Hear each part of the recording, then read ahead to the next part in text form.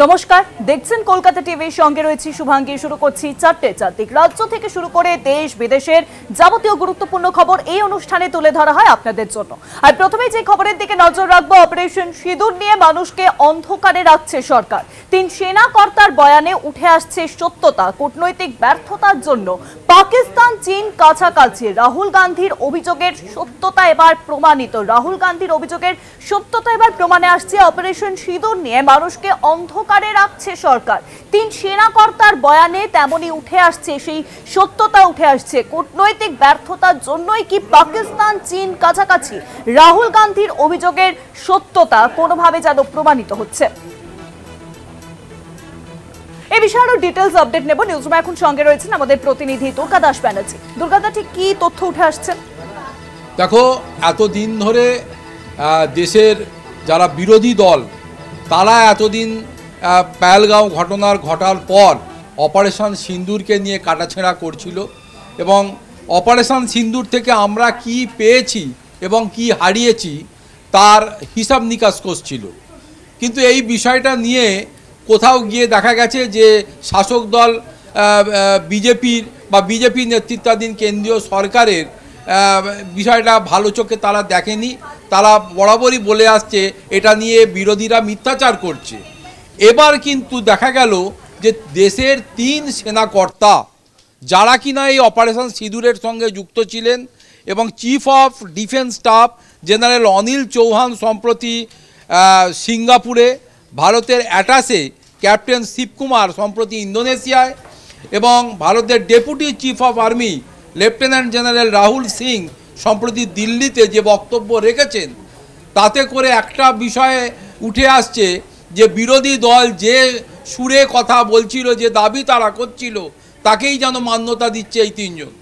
কি মান্যতা দেওয়া হচ্ছে না, রাহুল গান্ধী 2022 সালে 21শে ডিসেম্বর তিনি একটা দাবি করেছিলেন, যখন তিনি ভারত জোড়ো যাত্রা করছিলেন সেই সময়তে বিরোধী দলের নেতা হিসাবে তিনি দাবি করেছিলেন যে ভারতের বর্তমান সরকার যে ফরেন পলিসি নিয়ে চলছে তাতে করে দেখা যাচ্ছে যে পাকিস্তান এবং চীন সেই সুযোগটা নিয়ে কাছাকাছি পরস্পরের চলে আসছে।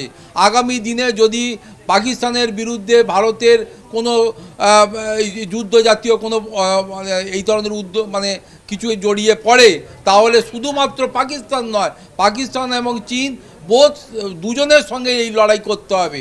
পরবর্তী ক্ষেত্রে পার্লামেন্টেও দাঁড়িয়ে ঠিক একই কথা রাহুল গান্ধী বলেছিলেন।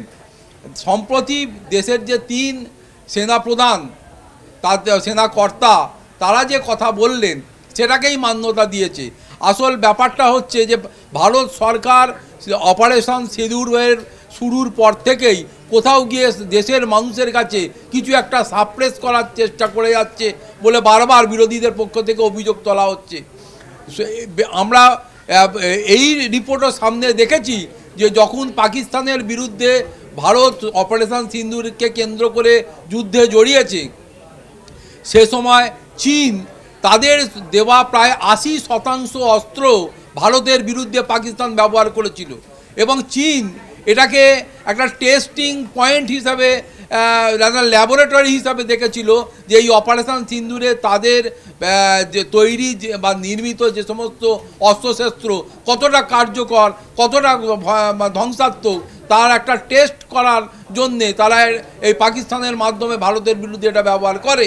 তার থেকেও ভয়ঙ্কর হচ্ছে যে যতক্ষণ ধরে এই অপারেশন সিন্দুরকে কেন্দ্র করে ভারত পাকিস্তানের মধ্যে যুদ্ধ চলেছে, ততক্ষণ পর্যন্ত ভারতবর্ষের যে সমস্ত স্ট্র্যাটেজিক পয়েন্ট যেখান থেকে পাকিস্তানের বিরুদ্ধে মিসাইল ছোড়া হয়েছে, ড্রোন পাঠানো হয়েছে, এই ধরনের আক্রমণ করা হয়েছে, সেই পয়েন্টগুলোকে রিয়েল টাইম লাইভ তারা দেখিয়েছে এবং পাঠিয়েছে তার সমস্ত তথ্য পাকিস্তানকে।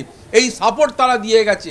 ফলে আগামী দিনেও এটা মনে করা হচ্ছে যে যদি ভারতবর্ষের এই ফরেন পলিসি যদি এই রকম দুর্বল হয় এবং পাকিস্তান ও চীন যদি পরস্পরের ঘনিষ্ঠতা বজায় রেখে চলে, তাহলে আগামী দিনেও পাকিস্তানের বিরুদ্ধে যে কোনো ধরনের ব্যবস্থা নিতে গেলে চীনকেও চীনের বিরুদ্ধেও লড়াইয়ে নামতে হবে ভারতকে।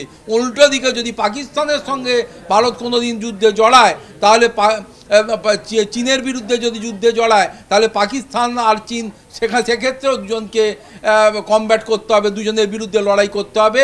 এবং এই বিষয়টা যত দ্রুত সম্ভব রেকটিফাই না হবে, আগামী দিনে কিন্তু ভারতকে এর মূল্য দিতে হবে মনে করছে রাজনৈতিক মহল। অনেক ধন্যবাদ দুর্গাদা। নিউজরুমের সঙ্গে ছিলেন আমাদের প্রতিনিধি দুর্গাদাস বন্দ্যোপাধ্যায়।